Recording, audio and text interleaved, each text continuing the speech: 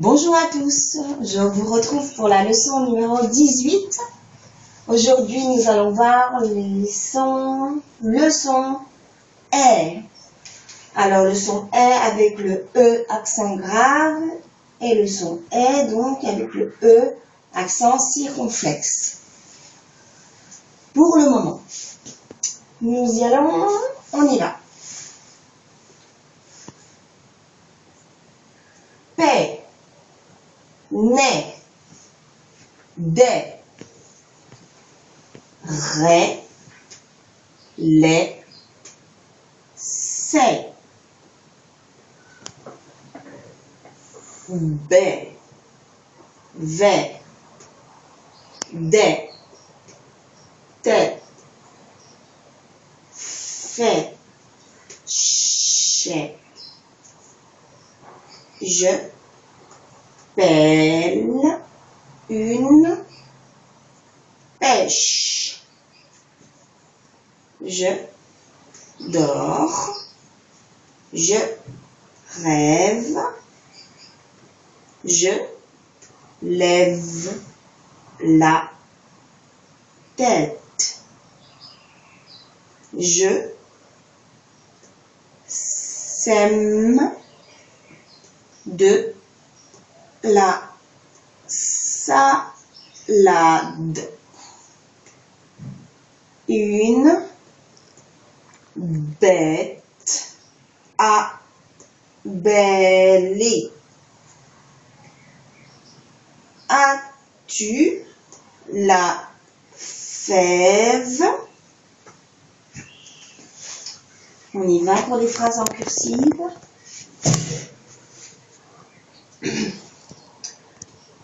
Pipo lèche sa patte. Il a le jus du rôti. Eric se dépêche. J'avale un remède car je suis malade. Je pioche.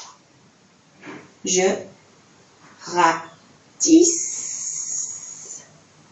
Je sème. Et voilà.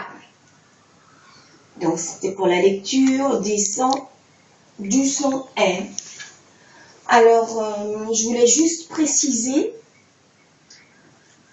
qu'on ne voit pas toutes les graphies du son est en même temps. Vous avez remarqué, on voit tout d'abord donc la graphie avec le E et les deux différents accents. Je précise que au fur et à mesure de l'apprentissage, je donne le nom des accents.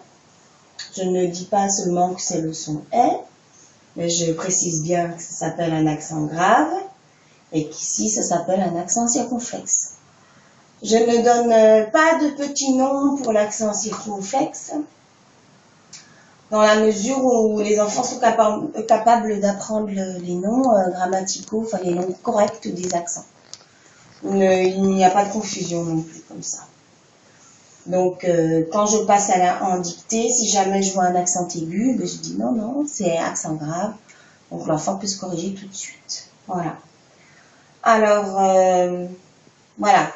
Tout d'abord, donc, c'est assez progressif comme méthode, puisque, comme je viens de vous le dire, on voit le son est avec la graphie du E, mais les deux graphies A, I et E, I, qui font le son est aussi, on les verra beaucoup plus tard. Voilà. On fait en sorte que les sons, déjà, avec les écritures simples, soient fixés dans la mémoire de l'enfant. On ne le surcharge pas avec toutes les graphies du son est. Voilà. D'ailleurs, c'est le propre de cette méthode.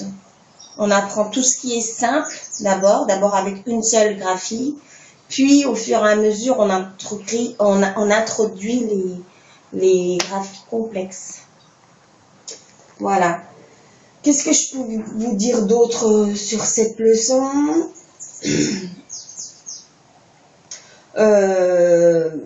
Comme toujours, bon, moi, puisque je vous montre comment on fait une leçon avec les gestes de Borel-Maisonnit, je vais assez doucement. Dans ma classe, on a des lectures à plusieurs vitesses, à 3 voire 4 vitesses. Donc, la première étape, de façon collective, on va prendre la vitesse que je viens de vous montrer et on prend la main. La deuxième étape, on va aller un peu plus vite. Et la troisième étape, on ne prendra pas la main pour ceux qui sont à une vitesse de lecture beaucoup plus rapide. D'accord? Donc, à cette période de l'année, on a des lecteurs de vitesse différentes. Voilà. Sinon, au niveau de l'orthographe, donc, on répète le S avec le pronom personnel tu. Pareil, au niveau du jeu qu'on a rencontré plusieurs fois, je leur ai déjà dit, donc ça s'appelait des pronoms personnels. Voilà. Puisqu'on voit le jeu vraiment là, 4 fois, là une fois le tu. Voilà, il n'y a pas de problème orthographique particulier.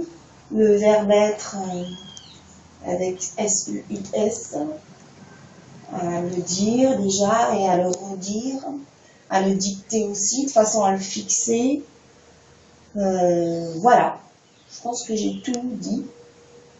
Si vous avez des questions, n'hésitez pas, hein. Je suis là pour ça. J'espère que ma leçon vous a plu et merci de la regarder. Au revoir.